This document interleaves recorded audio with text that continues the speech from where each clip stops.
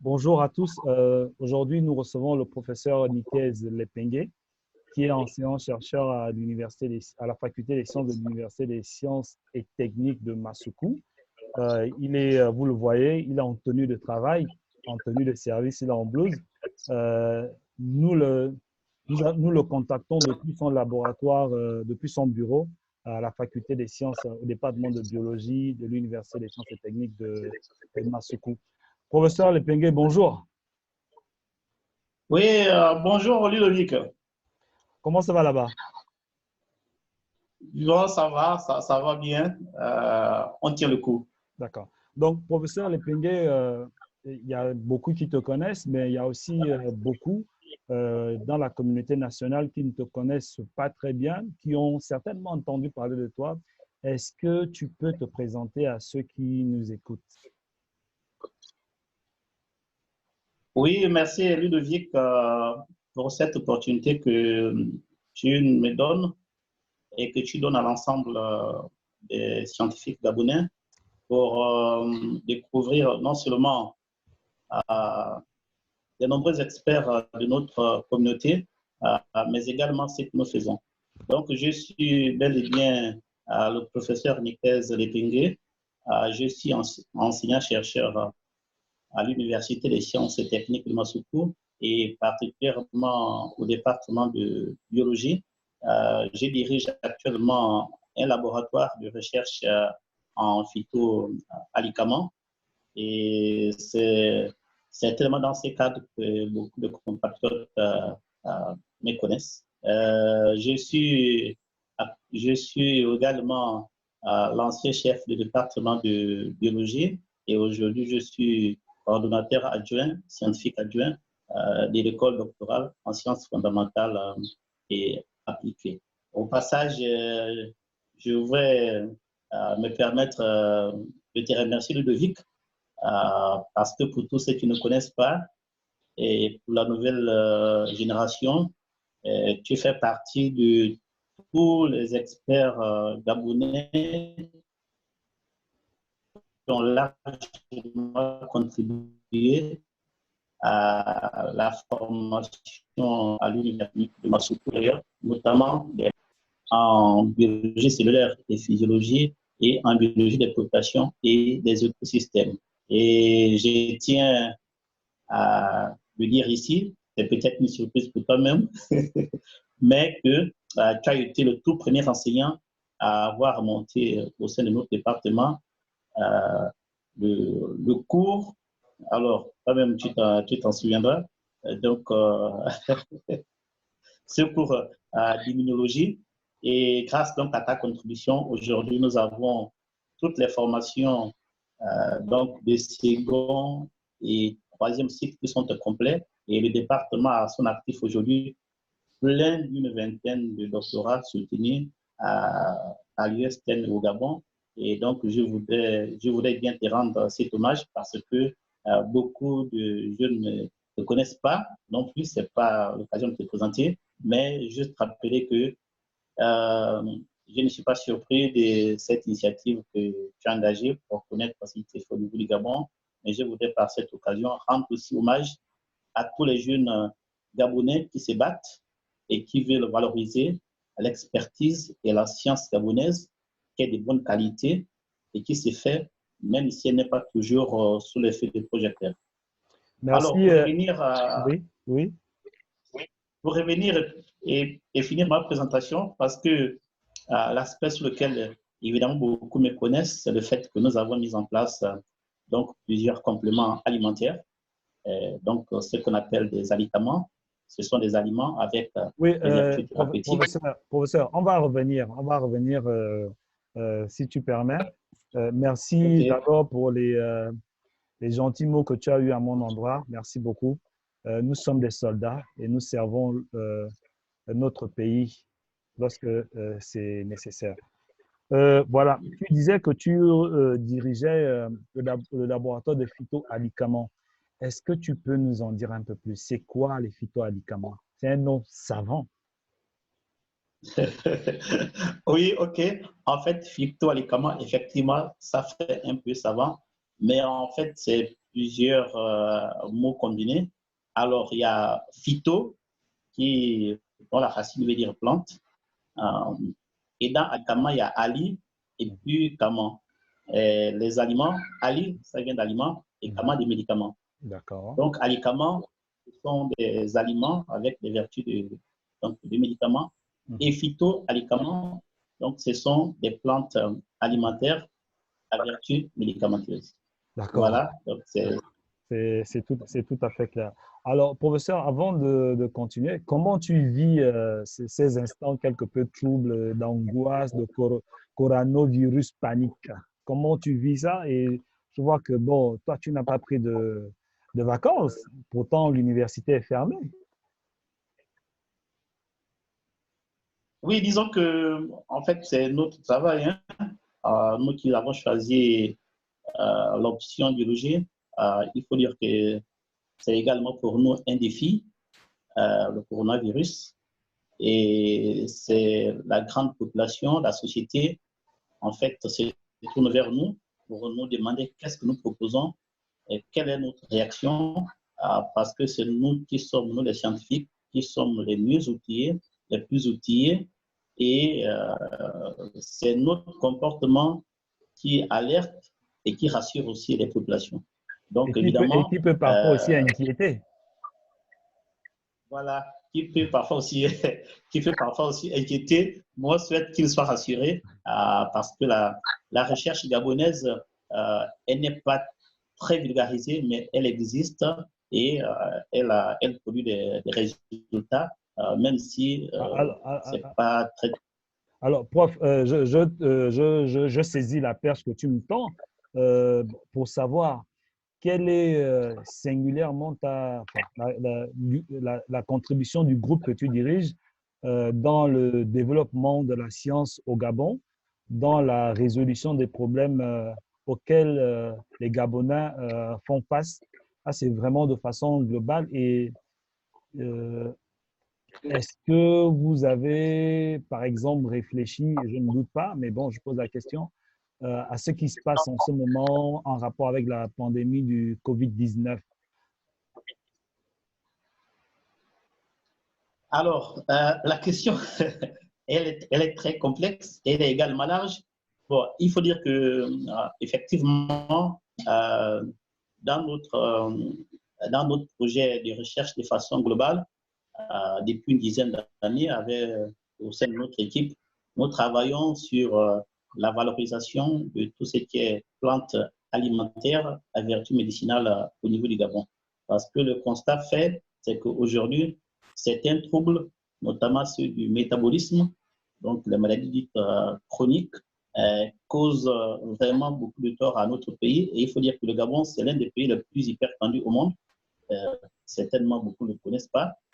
Et comme la plupart des traitements proposés sont chimiques, donc nous avons passé depuis une dizaine d'années à proposer des alternatives qui soient purement naturelles et notamment mettre à la disposition des compatriotes des produits donc qui soient totalement naturels, comme je le disais, et qui aient très peu d'effets secondaires. Et donc, pour cela, il a fallu s'orienter donc vers les plantes. Et c'est l'essence de plusieurs synthèses alimentaires que nous faisons. Et donc, pour résumer, nous avons actuellement sur le marché réussi à breveter donc ces produits. Nous avons une gamme actuelle d'une quinzaine de produits qui sont brevetés et qui sont reconnus par l'Organisation mondiale et la propriété intellectuelle, et également par l'OAPI, donc la correspondance africaine, et dont les formulations sont au Gabon déposées au niveau de l'OGAPI, donc l'Office gabonais de la propriété intellectuelle. Pour revenir Allô? oui, pour revenir à la question de façon directe, notre contribution sur le coronavirus, il faut dire que depuis un moment, nous appelons les autorités du pays à un rassemblement de tout ce que nous avons comme expertise nationale en biologie, en chimie, en mathématiques, en physique, bref, toutes les sciences pour que nous puissions préparer ensemble une riposte vis-à-vis du coronavirus. Tout à fait. En fait, nous avons suffisamment d'expertise, je pense, pour apporter une réponse tout à fait valable vis-à-vis de cette pandémie. Bon, il y a environ 3 mois, lorsque la pandémie s'est déclenchée en Chine, au niveau du Gabon, et nous avons commencé donc, nos activités de recherche typiquement orientées dans ce cadre-là. L'idée, donc, c'était de renforcer des barrières donc, immunitaires au sein des populations gabonaises voilà, à partir donc, de nos phytoalicaments. Je parle bien de façon préventive. Donc, de façon préventive, il ne s'agit pas donc des médicaments, il ne s'agit pas donc des produits actifs, mais nous savons, et la science le sait, que dans notre alimentation, nous avons plusieurs plantes donc, qui ont des molécules qui permettent de stimuler le système immunitaire donc, humain. Et ces plantes-là agissent normalement sur les axes. Il peut s'agir directement des molécules donc, antivirales, antibactériennes, antifongiques, et qui permettent donc de lutter efficacement contre les agents infectieux.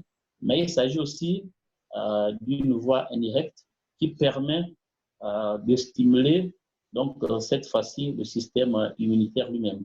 En ce moment, la stratégie, c'est la multiplication des cellules de défense, notamment les lymphocytes B et les plasmocytes également. Mais surtout, on connaît aussi des plantes alimentaires chez nous qui multiplient les anticorps, les immunoglobulines et qui permettent donc à l'organisme de réagir de façon optimale, de réagir de façon optimale. Voilà. Bon, vous nous excuserez. Donc, c'est un peu cela. Oui. Bon, les termes sont un peu techniques pour tous ceux qui ne sont pas spécialistes, mais vous comprenez très bien. Donc, c'est notre petite contribution vis-à-vis du coronavirus au niveau du Gabon. Nous avons donc à résumer, mis en place un complément alimentaire, alors que je vais me permettre de vous présenter tout à l'heure là, qui permet donc de renforcer les barrières immunitaires de tous les compatriotes. Alors, qu'on s'entende bien, et je le répète à l'endroit de ceux qui vont nous écouter, qui vont nous regarder, il ne s'agit pas de médicaments, il s'agit de compléments alimentaires, d'accord, qui peuvent aider, selon les propos du professeur Lepengue, aider à booster le système immunitaire.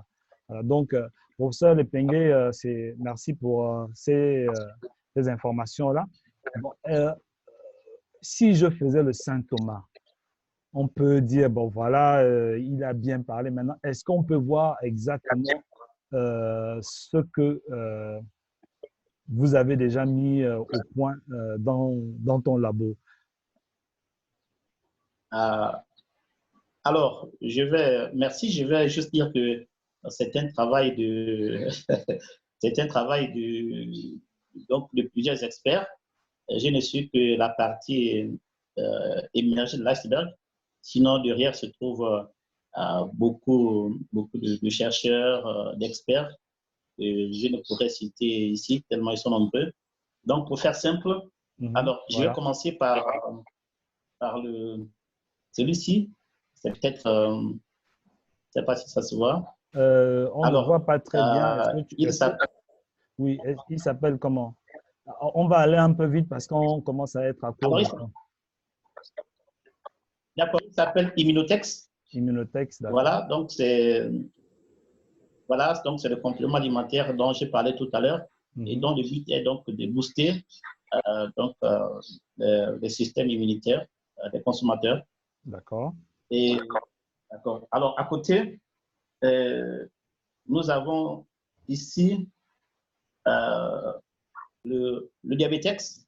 Le Diabetex, c'est un complément alimentaire qui contient donc, des molécules hypoglycémiantes, mais également anti-hyperglycémiantes. Et avec la particularité, c'est qu'à l'intérieur, on a des principes actifs qui sont très rares, mais qui sont reconnus dans la régénération des cellules des os de la guérante, c'est-à-dire les cellules qui... Alors, ici, nous avons Nature. Nature, évidemment, c'est un complément alimentaire qui lui permet de baisser donc, les pressions artérielles. Et c'est utilisé donc, voilà, contre les hypertensions. Voilà. Bon, professeur, oui, je sais bien que tu as une très large gamme, mais comme je te disais, on court, on est en train de courir là, le temps est en train de nous faire défaut.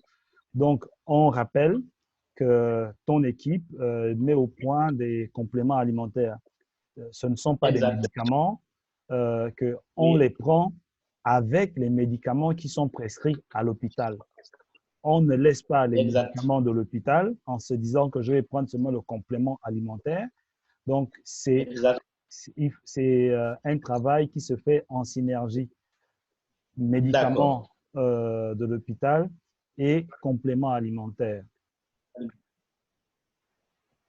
Ok, c'est très bien résumé. Voilà. Donc, professeur, on va se quitter bientôt. On va se dire au revoir bientôt. Mais avant de nous quitter, en quelques mots, mais vraiment, tu as 2 minutes, maxi.